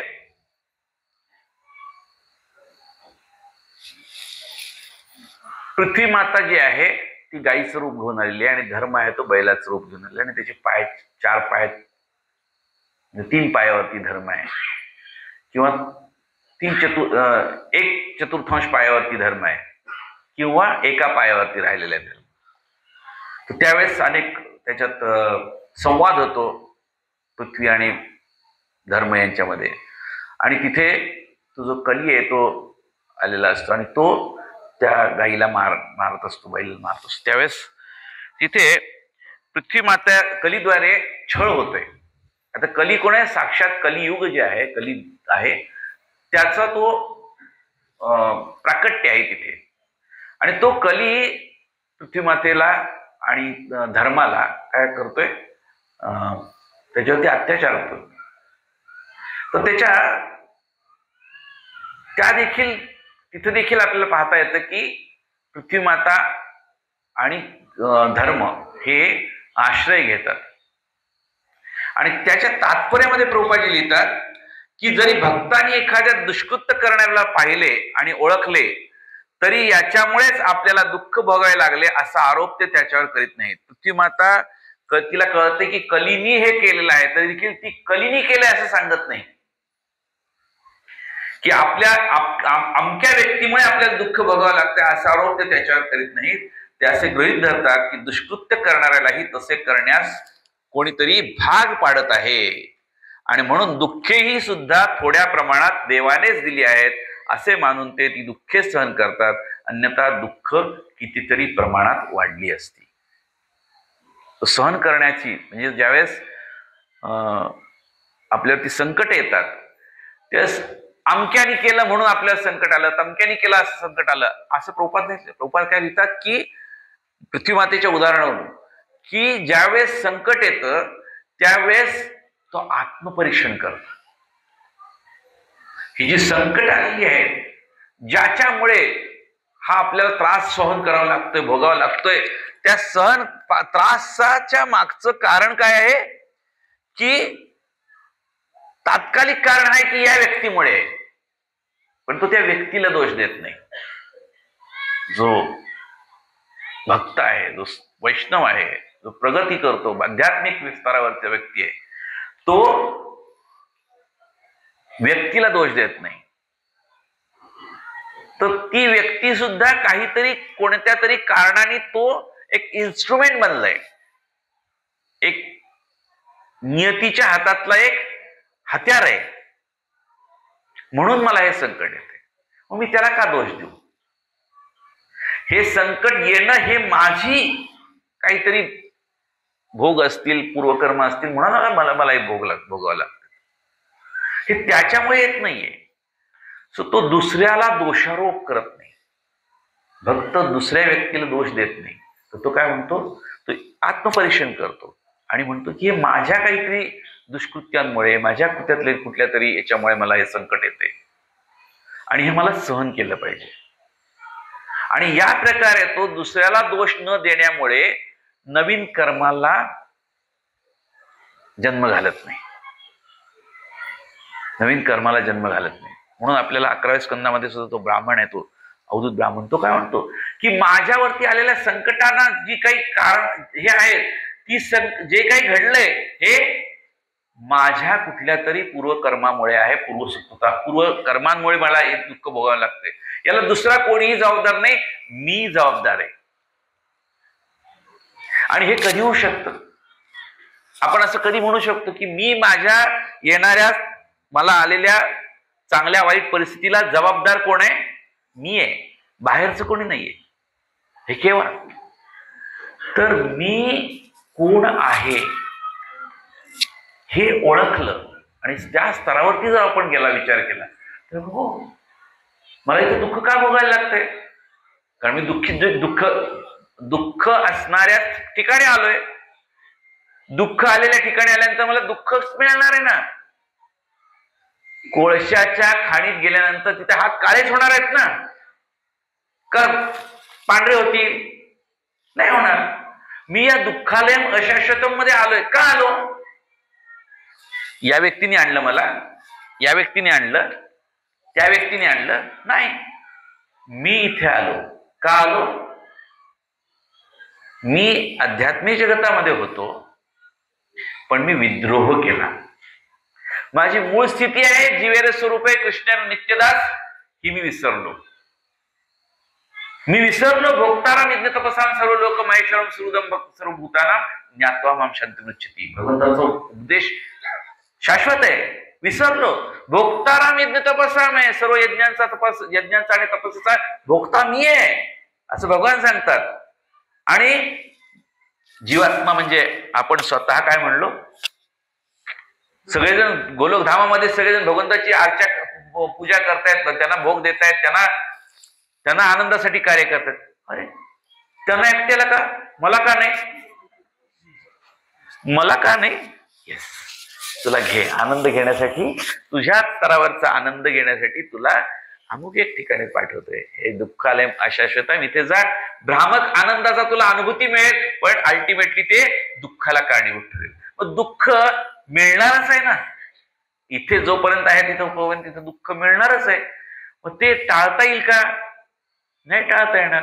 मग त्याला आपण म्हणलो की नाही, या कारणाने दुःख आलं, त्या कारणाने दुःख आलं, याच्यातून हे केलं तर मला दुःखातून बाहेर पडेल, त्या केलं तर दुःखातून बाहेर पडेल. नाही, दुःख हे येणारच आहे. काही केलं तरी येणार आहे. त्यातून बाहेर पडायचा मार्ग काय? तर भगवंताची शरण घेणं, आपली स्थिती ओळखणं. मी कोण आहे? आपली स्थिती काय आहे माहितीये? प्रकृती क्रियमाणानी गुणे कर्माणी सर्वशः अहंकार विमूढात्मा करता किती म्हणते. आपण प्रत्येक गोष्ट मी केलं माझ्यामुळं असं म्हणतो, पण करताय कोण? आपण करतच नाही. आपण केवळ इच्छा करू शकतो. त्यामुळे आपल्या जर इच्छा बदलल्या, इच्छा भगवंतांना संतुष्ट करण्याची ठेवली, आणि भगवंतांना संतुष्ट कसं ठेवू शकतो? तर गुरुंना संतुष्ट ठेवू शकतो. गुरुंना कसं संतुष्ट ठेवू शकतो? गुरूंनी जे आदेश दिले, उपदेश दिलेत, ते आपण करू शकतो, पालन करू शकतो. त्याद्वारे जर आपण गुरूंना भगवंतांना जर संतुष्ट ठेवण्याचा प्रयत्न केला तर गुरु आणि वैष्णव आणि जे भगवान आहेत हे आपल्याला मदत करतात गोष्टींना सहन करण्यासाठी आणि आध्यात्मिक पथावरती जाण्यासाठी मार्गदर्शन करतात. तर ही आपण काही उदाहरणं पाहिली. याच प्रकारे श्रीमद भागवतम मध्ये 2 उदाहरणं आपण पाहू शकतो, आताच इथंच आलेली आहेत, की ज्यांनी त्यांना चान्स होता सहन करण्याचा पण सहन नाही केलं आणि परिणाम काय झाला? विपरीत परिणाम झाला. इथंच उदाहरण आहे शृंगीचं. शृंगीला चान्स होता ना, काय गरज होती त्याला? तो ठाकला, ठीक आहे ना, राजा आहे तर सोडून दिलं नाही, त्यांनी रिटेलिएट केलं. आम्ही राजे, तुम्ही राजे असला तरी आम्ही ब्राह्मण आहे, तुम्ही कसं काय आम्हाला हे करू शकता? अपमान, आमचा अपमान झालाय. शाप दिला नसता तर, पण शृंगीने श्राप दिला. असं कुठं बाकी शृंगीचं नाव घेतलं भागवतम मध्ये तर काय आपण शृंगीला वाईटच म्हणणार ना? त्याला चान्स होता की नाही चांगलं म्हणणार घ्यायचं, पण सोडून दिला चान्स, सहन केलं नाही. आणि एक मोठं उदाहरण त्याच्या आधी आपण पाहिलं अश्वत्थामाचं. ठीक आहे ना, झाला होता सगळा महायुद्ध संपलं होतं. त्यांनी अजून काही केलं असतं तरी काय परिणाम होणार होता? दुर्योधनाला राज्य करता आलं असतं? नाही. पण मी कसा तुझा मित्र आहे हे दाखवण्यासाठी त्यांनी एवढं सगळं केलं. आणि एवढं करून देखील दुर्योधन देखील संतुष्ट झाला नाही. तो म्हणला, हे काय केलंस तू? बालकांची हत्या केलीस. दुर्योधनासारखा व्यक्ती देखील त्याला म्हणला. भत्सनाच झाली ना. सहनशीलता दाखवण्याचा त्याला किंवा सहनशील होण्याचा त्याला संधी असताना त्यांनी त्याचा उपयोग केला नाही. आणि अशा प्रकारे आपण ही काही उदाहरणं पाहिली. तशी आता प्रॅक्टिकली आपण काही उदाहरणं पाहू की श्रील प्रभुपादजी, श्रील प्रभुपादांच्या जीवनामध्ये संकट नाही आली. श्रील प्रभुपादजी त्या काळातले ग्रॅज्युएट होते, सायन्स ग्रॅज्युएट होते. डिग्री घेतली नाही हा विषय गोष्ट, ती फाडून टाकली डिग्री. पण त्यांची फार्मसी होती. फार्मसी म्हणजे मोठं औषध बनवण्याचा कारखाना आणि हे होतं, प्रयाग फार्मसी होती. आणि त्यांच्यावरती संकट काय आलं की ते प्रयाग फार्मसी चालू होते त्यावेळेस प्रचारही करत होते, जेवढे गृहस्थाश्रम करून करत होते. त्यावेळेस त्यांच्यावरती संकट आलं. त्यांची प्रयाग फार्मसीला आग लागली आणि काही तिथं नुकसान झालं. आता आपल्या बाबतीत असं झालं तर आपण काय म्हणू? अरे मी एवढा जगा प्रचार करतोय, एवढं करतोय, माझं घर जळालं, माझे भेद आहे. रूपाची काय म्हणले? बरं झालं, बरं झालं, मोकळं झालं. दुसरं प्रभुपादांच्या बाबतीत उदाहरण आहे, थोडं ऐकायला कठीण वाटतं. प्रभुपादांची पत्नी ती काय म्हणते की ती म्हणते मला हे द्या ते द्या, मला आयुष्यावर जगायचंय. प्रभुपादजी त्यांना देऊ शकत नव्हते, म्हणजे त्यांचा तिकडं उगाच ओढाच नव्हता ते काही करण्यासाठी. गृहस्थाश्रमामध्ये राहून सुद्धा भक्ती कशी करता येते प्रभुपादांनी स्वतः उदाहरण दाखवून दिलं. आणि ज्यावेळेस वेळ आली त्यांनी हस्तलिखित लिहिली होती, पुढे काय कार्य करायचंय गुरूंचा उपदेश पालन करण्यासाठी त्यांनी हस्तलिखित लिहिलं होतं. भगवद्गीतेवरची तात्पर्य लिहिली होती.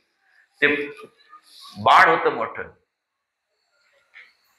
आणि प्रभुपादांची पत्नी त्यांना विचारते की मला हे पाहिजे ते पाहिजे, आणि ती चहा प्यायची.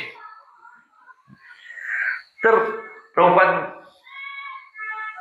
काही दिलं नाही त्याला, जे काही लागत होते त्यावेळेस दिले नाहीत, पैसे वगैरे लागत होते. तिने काय केलं, प्रभुपादजी बाहेर गेले तेवढ्यात जी भगवद्गीतेची जी होती ती रद्दीत विकून टाकली. आता रद्दीत टाकायला दुसरं काही मिळालं नाही, हे टाकलं तिने. म्हणजे तिच्या दृष्टीने आपण पाहू शकतो की तिला मोठा एक संधी होती, संधीचा दुरुपयोग केला. आणि प्रभुपादनी काय केलं? प्रभुपादनी विचारलं, हे भगवद्गीता लिहिलेलं होतं कुठे गेलं? ती काय बोलली नाही. म्हणजे तू काय डिस्पोज केलं का, विकून टाकलं का, काय केलं त्याचं? तिने कप उचलला चहाचा आणि प्यायला लागली. प्रभुपाद म्हणले की यू वॉन्ट टी ऑर मी, असं विचारलं आणि तिने चहा उचलला, चहा प्यायला लागली. प्रभुपादांच्या लक्षात आलं आता खूप झालं. प्रभुपादांनी बाहेर पडले, संन्यास घेतला आणि पुढं सर्वसामान्याच्या जीवनामध्ये असं घडलं तर तो काय करेल? ठीक आहे, तुला चहा प्यायचा आहे ना, मी पण येतो तुझ्या, भांडण नको. पण प्रभुपाद म्हणले नाही, ही काय आहे, ही गोष्ट आता सहन करण्याची नाहीये. ह्याच्यावरचा मार्ग काय आहे? तो जो राजमार्ग आहे, जो खरा मार्ग आहे तो प्रभुपादांनी मिळाला. आणि प्रभुपादांनी ते केल्यानंतर आपल्याला काय मिळालं? इस्कॉन मिळालं. आपल्याला त्यांचं घर मिळालं, त्याच्यामध्ये आपण राहू शकतो, सर्व जग राहू शकतो असं घर प्रभुपादांनी दिलं. सहनशीलता. आणि रिसेंटली आपण पाहिलं नित्यानंद प्रभूंचं उदाहरण आहे, हरिदास ठाकूरांचं उदाहरण आहे. हरिदास ठाकूरांना तो जो नवाब होता, काझी होता, त्यांनी काय केलं की त्याने म्हणले हा मुसलमान असून हा काय करतो, हिंदूंचं देवाचं नाव घेतोय, हरे कृष्ण कृष्ण कृष्ण हरे हरे, हरे राम राम राम हरे हरे, 192 मला जप करतोय, 3 लाख नाव घेतोय दररोज. अरे तू आपलं जे आहे ते कर, तू सोडून देते सगळं. आतापर्यंत तुझे हे तू कृष्णाचं नाव घेतले, हा गुन्हा तुला माफ करू, तू आपलं नाव घे. नाही, त्यांनी सांगितलं की याला काय केलं पाहिजे, याला शिक्षा दिली पाहिजे. हरिदास ठाकूरांना शिक्षा काय द्यायचं, केवढं मोठं संकट आहे.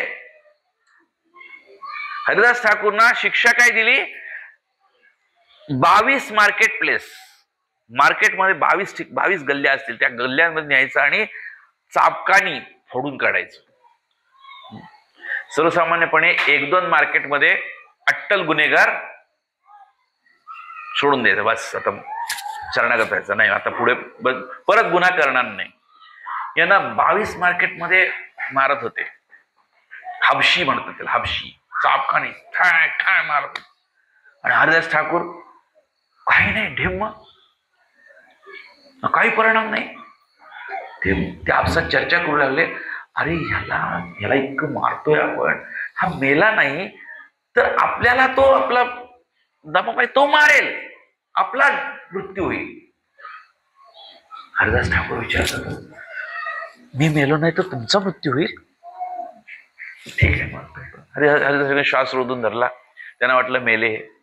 त्यांनी दगड बांधला, गंगेत सोडून दिलं. गेले राजाला सांगायला, पाण्यात सोडून. थोड्या वेळाने हे आले बाहेर आणि तिथं आले. त्यावेळेस तो म्हणला की ज्याला आम्ही पीर म्हणतो हा व्यक्ती हरिदास ठाकूर. ते सहन करत होते त्यांच्यावरती आलेल्या संकटांना, दुःखांना, कष्टांना सहन करत होते. हेतू काय होता, इतरांना हरिनाम मिळावं, इतरांना भक्ती मिळावी. त्यांच्यावरती काय संकट नाही आली, लक्षहिरा आली त्यांना. त्या रामचंद्र खानने लक्षहिराला पाठवलं होतं. अतिशय सुंदर असणारी ती वेश्या होती, तिला पाठवलं होतं की जेणेकरून यांचं पतन व्हावं. त्यांना कळलं हे काय करताय ते, पण त्यांनी काय केलं, त्या संकटाला सहन करत करत त्यांनी अशा प्रकारे वळवलं की ती लक्षहिरा तिसऱ्या दिवशी काय म्हणली, शरणागत झाली. पाणी साडी घालून आली आणि म्हणले, मी आता तुमच्या प्रती शरणागत, मला आश्रय द्या. ते म्हणले, मला पहिल्याच दिवशी माहिती होतं. सो जो प्रगत भक्त असतो किंवा भक्ती मार्गामध्ये संकट येतात त्यावेळेस त्याला सहन केली तर प्रगती होते. सहन करीत असताना काय केलं पाहिजे, आश्रय कोणाचा घेतला पाहिजे, गुरु आणि भक्त आणि वैष्णव आणि भगवंताचा आश्रय घेतला तर आपण हे करू शकतो. नित्यानंद प्रभू, नित्यानंद प्रभू तर भगवान आहेत, बलरामजी आहेत, लक्ष्मण आहेत, पण ते जातात कोणाला सांगायला, चैतन्य महाराजांना प्रचार करा. हो ठीक आहे करतो. गेले कुठे गेले, जगाई मधाईकडे गेले. जगाई मधाईकडे गेल्यानंतर जगाई मधाईला म्हणले, तुम्ही हरिनाम घ्या, ज्यारे देख तारे करे कृष्ण उपदेश सांगायचे. चैतन्य महाराज सांगितलं होतं ना. तर ते काय करायचे, प्रत्येकाकडे जायचे, नमस्कार करायचे, लोटांगण घालायचे, म्हणायचे तुम्ही हरिनाम घ्या, हरिनाम घ्या. या जगाई मधाईकडे गेले, त्यांना म्हणले तुम्ही हरिनाम घ्या. आता त्यांना आजपर्यंत कोणी काही सांगितलं नव्हतं, इन्स्ट्रक्शन दिलेली नव्हती. पहिल्यांदा इन्स्ट्रक्शन मिळाली तर हरिनाम घ्या म्हणून मिळाले. लागले त्यांच्या मागे. ते दष्टपुष्ट होते, हे सडपत्ता होते, हे हरिदास ठाकूर आणि नित्यानंद पाहायला लागले. चैतन्य बाबांनी सांगितलं, तुम्ही सांगितलं, आम्ही त्यांच्याकडे गेलो, त्यांना सांगितलं. चैतन्य बाबा म्हणले, थोड्या दिवसात ते इथं येऊन आपल्यावर कीर्तन करत असतील जगाईमध्ये, कारण तुमची कृपा झाली नित्यानंद प्रभू. आणि एवढं सगळं झाल्यानंतर परत जातात त्यांच्याकडे. सहनशीलता आहे ना, सहनशीलता आहे. आणि सहनशीलता तेव्हा येते ज्यावेळेस दया येते हृदयामध्ये आणि आतमध्ये नम्रता असते.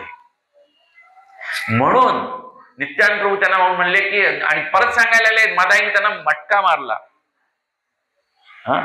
मटका डोक्याला लागला, रक्त वाहू लागलं. चैतन्य महाप्रभू चक्र म्हणून आले, चक्र घेऊन आले, तिथं आपलं विष्णू रूप किंवा कृष्ण रूप प्रदर्शित केलं.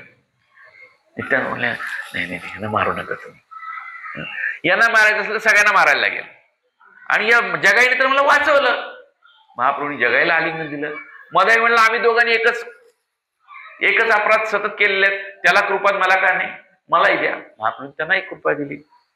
गौरांग महाप्रभू श्याम सुंदर झाले, सगळी पाप घेतली आणि सोडून दिली. परत गौ सुंदर झाले आणि पाप गेली कुठं, जे वैष्णवांचा अपराध करतात त्यांच्या हृदयामध्ये बसले. तर या प्रकारे आपण पाहू शकतो की संकट आल्यानंतर त्याला मोठमोठ्या लोकांनी कशा प्रकारे सहन केलं, आणि नुसतं सहन नाही केलं तर त्या सहन करता करता त्यांनी आध्यात्मिक मार्ग चोखाळला, जेणेकरून आपल्याला एक आदर्श प्रस्थापित झाले. त्या आदर्शांचा जर आपण आश्रय घेतला आणि आपल्याला आलेल्या संकटांना आपण त्याच प्रकारे तोंड देण्याचा प्रयत्न केला, आणि तोंड देण्याचा प्रयत्न करायला म्हणजे आपल्या शक्ती नसेल, शक्ती बुद्धिहीन आम्ही अति दीन कर मोरे, की गुरु कृष्ण यांचा आश्रय. आणि संकट येतात त्यावेळेस जास्त तीव्रतेने आपण आश्रय घेऊ शकतो. क्रियातून आपण समजून घेऊ शकतो. आणि उदाहरणं पाहिली की सहनशीलता आवश्यक आहे, आणि सहनशीलता ही एकटी नाहीये. सहनशीलतेला एक बहीण आहे, तिचं नाव काय? नम्रता. आणि कृती काय आहे? अमानीना मान देणं. अमानीना मान देणं. स्वतःला कुठल्या मानाची अपेक्षा न ठेवता इतरांना मान देण्याची शिकलो तर या स्थितीमध्ये आपण भगवंतांचा आश्रय घेऊ शकतो, आणि तेव्हा आपण कीर्तनीय सुधारी असतो. म्हणून काय म्हणलंय? तृणांतपि सुनीचेन तरोरेव सहिष्णुना. तरोरेव सहिष्णुना. झाड असतं, ते झाडाला काय लोक दगड मारतात, त्याचा सावलीचा उपयोग करतात, त्याला कापतात, तरी देखील झाड काय करतं? त्याची सेवाच करतं. तर तरोरपी सहिष्णुना म्हणजे सेवा. सहिष्णुता कन्व्हर्ट केली जर सेवेमध्ये, तर सर्व आपल्या संकटांचा आपण मुकाबला करू शकतो. आपण मुकाबला करू शकतो म्हणण्यापेक्षा ती भगवंतांप्रतीची सेवा, वैष्णवांप्रतीची सेवा, ती आपल्याला शक्ती देते, ज्याद्वारे आपण संकटांना सामना करू शकतो, संकटातून बाहेर येऊ शकतो. म्हणून या मूडमध्ये तृणादपि सुनीचेन तरोरेव सहिष्णुना अमानिना मान देणं. इतरांना मान दे, स्वतःला मानाची अपेक्षा न ठेवता भगवंतांचं नाव घेऊ. हरे कृष्णा कृष्णा कृष्णा हरे हरे, हरे Ram Ram Ram Hare Hare. Thank you very much. ग्रंथराज श्रीमद भागवतम की जय. श्रील प्रभुपाद की जय. काही त्रुटी राहिली असेल तर कृपया माफ करा. जर काही चांगलं असेल तर ते गुरु, वैष्णव, सिनियर आचार्य यांच्या कृपेने 4 शब्द बोलता आलेले आहे. माझी त्यात काही पात्रता नाही, किंवा त्यात काही माझं प्रौढत्व पण नाहीये, प्रौढी पण नाहीये, काहीच नाही. जे आहे ते त्यांची